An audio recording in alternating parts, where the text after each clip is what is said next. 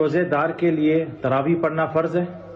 دیکھیے روزہ فرض ہے، میری بات سمجھے نا؟ جیسے کہ اللہ تعالیٰ نے سورۃ البقرہ کی آیت نمبر 183 میں کیا فرمایا کہ یا ایھا الذین آمنوا کتب علیکم الصیام کما کتب علی الذین من قبلکم لعلکم تتقون، تم پر روزے فرض کیے گئے۔